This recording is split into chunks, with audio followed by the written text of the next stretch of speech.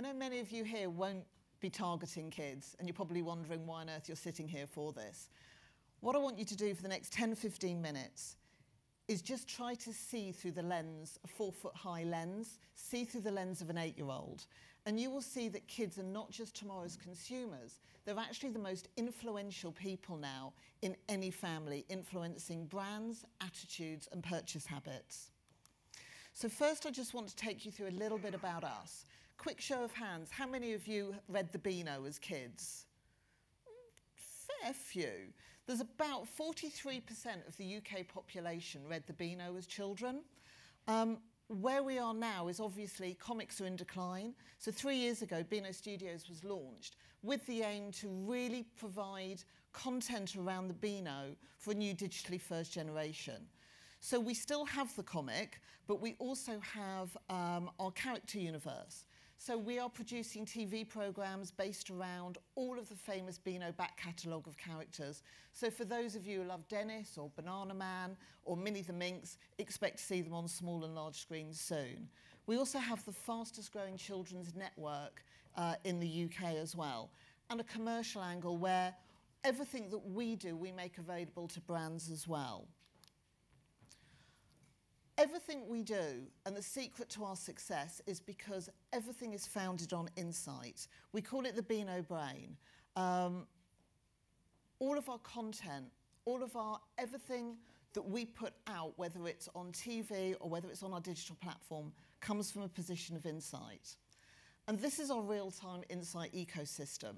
Now, I'm not going to spend too long going through this, but what it is, essentially, because we're targeting children, we can't take a huge amount of data from them.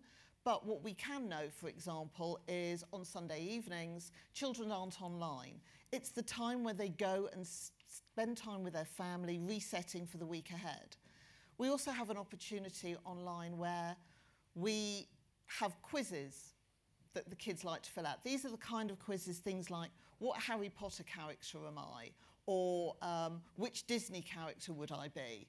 We've discovered that kids will spend anything up to 8 minutes answering quizzes, and they're desperate, and they rework them. They will do them time and time again to see what answers they have to give a different answer. So what we did is thought, well, we could drop questions about things we want to know about kids into these surveys. Quizzes, the kids are just so excited to find out which Harry Potter character they're going to end up being. They don't mind telling us their thoughts about other things. So, for example, when we ask children, what do you think, who do you think is going to save the planet?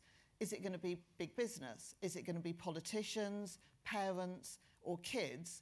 74% of our kids told us kids are going to go forward. They will be the ones to save the planet. That's a huge goal they've given themselves, and it's a massive weight on them. But what I really wanted to talk to you about today was our longitudinal ethnographic study. In other words, and it's very long words, for these very, very cute kids. So we speak to 31 children every single month. We've recruited them from across the UK. We've met their parents. We've segmented their parents. Their parents don't know that. We segment the kids into 3 different sections. So they're influenced either by their mums, by their mates, or they are the influencers of their friends, their minds. And these children tell us everything that we want to know. So every week we will ask them, what have they been watching media-wise? What are they listening to? Who are they liking? Who are their influences? What have they heard in the news? And we're also able to ask them questions relating to specific deep dives into, for example, a retailer was asking me about books. So we were able to go to the children and ask them, how do you choose which book you're going to read this week? And we get some really good, quick insights from them. But they're really engaged in the world around them. And if you think back to maybe when you were 8 to 10, I'm not sure that you would have known the answers to many of these questions, because in the last 2 years, our trend spotters talked to us about Brexit. The most named celebrity in over 600 hours of interviews is Donald Trump. It's a frightening thought. They've predicted the winners of Bake Off, I'm a Celebrity, and slightly worryingly, bearing in mind that 8 to 12-year-olds love Ireland, and I don't know what their parents were thinking. But they also know what's going on in the news today. They know about the elections. They are talking to us about some of the political leaders. And we got this absolutely classic quote from Freddie this week. And Jeremy Corbyn probably only wishes that was the worst thing that anyone said about him. But don't underestimate these children.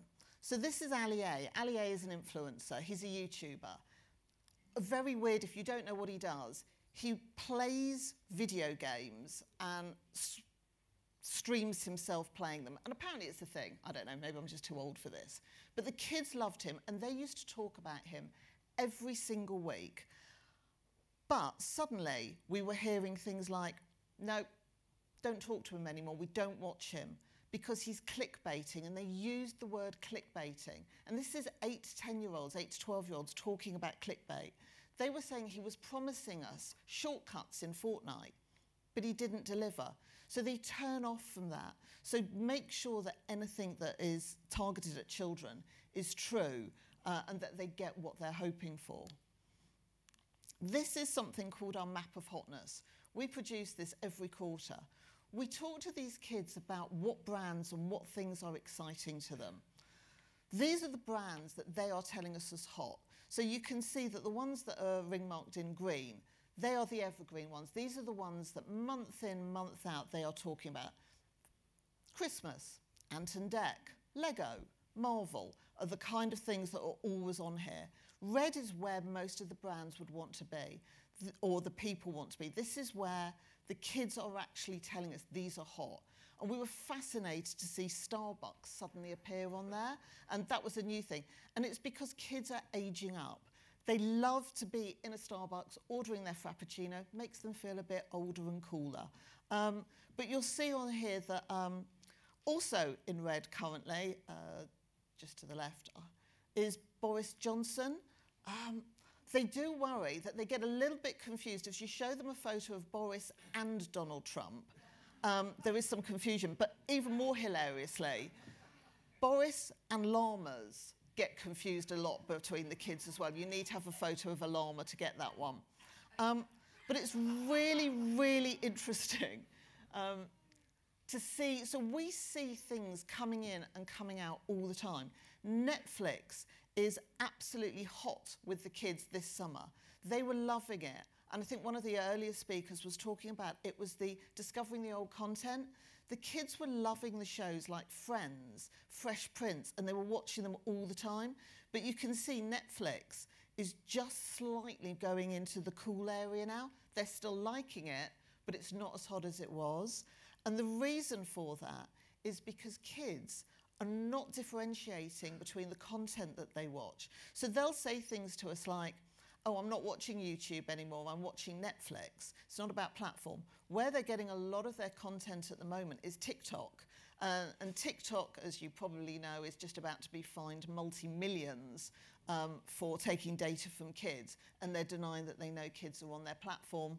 The kids are absolutely loving TikTok. If anyone wants copies of this, just let me know, just drop me a note. But what I want to talk to you about today is really about Generation Alpha. So these are the kids that were born in the year of the iPad. So that means the oldest of their cohort is now 9.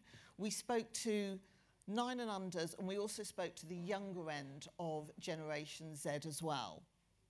There are going to be 2 billion Gen Alphas by 2025. So they are going to be a huge audience. And this is just to put them into perspective with all of the past generations. And usually what happens here, everyone starts wondering which generation they're in. Underneath all of the names of them, these are the influences that each of those generations have been through. And I also think possibly my design team decided to make this like a Mensa-esque type thing, because some of them are really, really hard to work out what those influences are.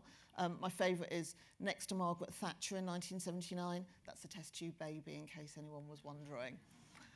But when we look at Gen Alpha, we don't know what the impact of these influences is going to be. So as we said, 2010, that's because they were born, that's not Connect 4, that is actually an iPad. They were born same year as the iPad. They've grown up in the Trump era, leaving Europe, possibly, who knows, and the advent of GDPR and presumably, you know, the ICO rules that are coming into place soon. So what we don't know is how they will be impacted. But what we wanted to do is do a massive research study into Gen Alpha. So we did it in 3 ways. The first part is we talked to our trend spotters, our panel of children. We did over 600 hours of interviews with Gen A and Gen Z, getting all of their opinions. We also did a semiotic study. For those of you who, like me, had no idea what semiotics was, it's cultural references. So if you're walking down a street and you see balloons on the front door of a house, you'll know that that means there's probably a birthday party going on there. That's what I understand is semiotics anyway. And finally, the quantitative study, 2,000 parents, 1,500 kids. And the results that we got are 5 key things about kids. Kids believe that they should be questioning everything.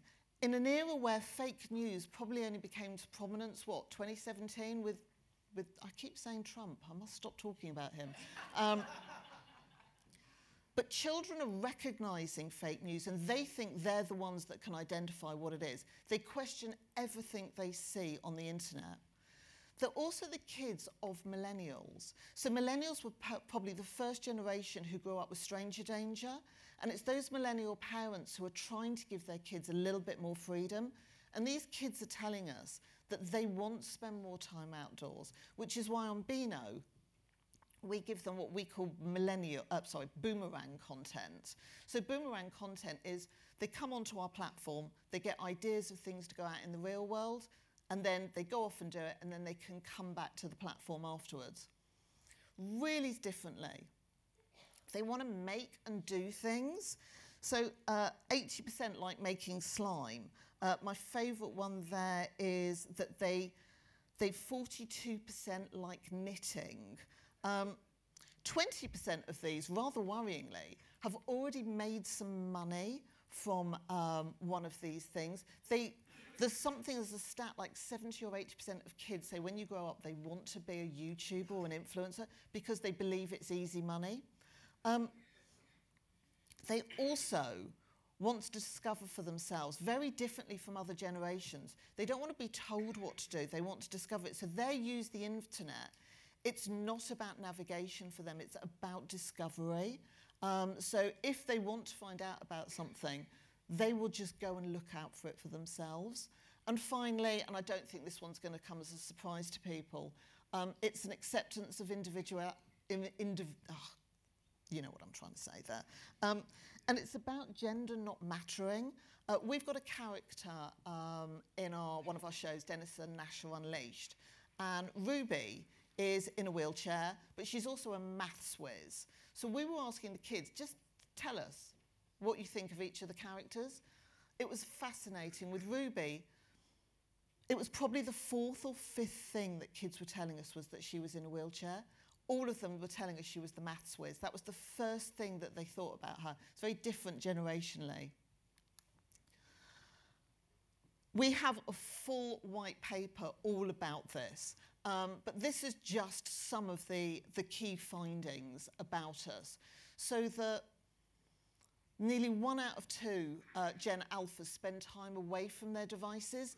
That's a much, much higher figure than Gen Z. They are much more likely to be away from their devices.